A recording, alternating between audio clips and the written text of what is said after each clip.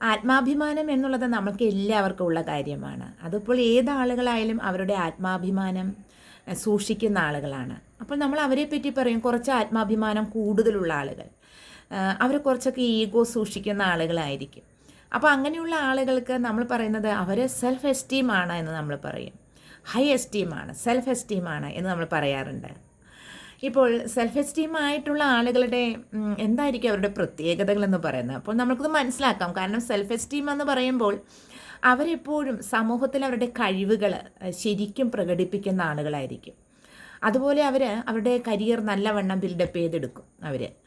അതുപോലെ തന്നെ അവർ നല്ല നല്ല വ്യക്തിബന്ധങ്ങളിൽ ഏർപ്പെടുമെന്നുള്ളതാണ്. എപ്പോഴും അവർക്ക് അവരെപ്പോലെ തന്നെ ഹൈ എസ്റ്റീമായി നിൽക്കുന്ന ആളുകളുമായിട്ട് വ്യക്തിബന്ധങ്ങൾ സൂക്ഷിക്കുമെന്നുള്ളതാണ്. അതോടൊപ്പം തന്നെ വളരെയധികം ദൃഢനിശ്ചയമുള്ള ആളുകളായിരിക്കും ഹൈ എസ്റ്റീമിലുള്ള ആളുകൾ എന്ന് പറയുന്നത്.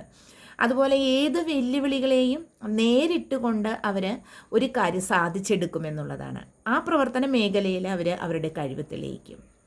അതുപോലെ തന്നെ ഇപ്പോൾ ഹൈ എസ്റ്റീമിൽ നിൽക്കുന്ന ഒരാളുമായിട്ട് അല്ലെങ്കിൽ സെൽഫ് കോൺഫിഡൻസ് അല്ലെങ്കിൽ ആത്മവിശ്വാസം കൂടുതലുള്ള ഒരാളുമായിട്ട് ഒരു ഓഫീസിൽ നമുക്ക് ഒരുമിച്ച് വർക്ക് ചെയ്ത് പോകാനായിട്ട് വളരെ ബുദ്ധിമുട്ടായിരിക്കും. ഒത്തൊരുമിച്ച് പോകാൻ ബുദ്ധിമുട്ടായിരിക്കും. കാരണം അവരുടെ അഭിപ്രായങ്ങളെ നമുക്ക് മാനിക്കാൻ കഴിഞ്ഞെന്ന് വരില്ല. കാരണം ഉയർന്ന ലെവലിലായിരിക്കും അവരുടെ ഒപ്പീനിയൻസ് വരിക എന്നുള്ളത്. ഒരു വിട്ടുവീഴ്ചക്ക് അവർ തയ്യാറാവില്ല എന്നുള്ളതാണ്.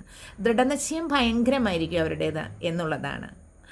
അതുപോലെ തന്നെ ഇവർ മറ്റുള്ളവരെ വേദനിപ്പിക്കാനും തയ്യാറാകും. കാരണം അവരുടെ തീരുമാനങ്ങൾ ഉറച്ചതാവുമ്പോൾ ഒരു വിട്ടുവീഴ്ചയ്ക്കും തയ്യാറാകാതിരിക്കുമ്പോൾ നമ്മളുടെ മനസ്സ് വേദനിക്കുമെന്നുള്ളതാണ്. കാരണം അവർ നമ്മളെ അംഗീകരിക്കാൻ തയ്യാറാകുന്നില്ല എന്നുള്ളതാണ്. അപ്പോൾ എപ്പോഴും ഹൈ എസ്റ്റീമിൽ നിൽക്കുന്ന ആളുകൾ നമുക്ക് മനസ്സിലാക്കാം, അവരുടെ ആ പെരുമാറ്റ രീതി കാണുമ്പോൾ തന്നെ ഇവർക്ക് ആത്മാഭിമാനം കൂടുതലാണ്, ഇവർ ഹൈ എസ്റ്റീം ലെവലിൽ നിൽക്കുന്ന ഒരാളാണ് എന്ന് നമ്മൾക്ക് മനസ്സിലാക്കാവുന്നതാണ്. അപ്പോൾ ഹൈ എസ്റ്റീമിൽ നിൽക്കുന്ന ഒരാളെ അല്ലെങ്കിൽ ആത്മാഭിമാനം കൂടുതലുള്ള ഒരാളെ നിങ്ങൾക്ക് മനസ്സിലാക്കാനായിട്ട് ഇനി പ്രയാസം ഉണ്ടാകില്ല എന്നുള്ളതാണ്.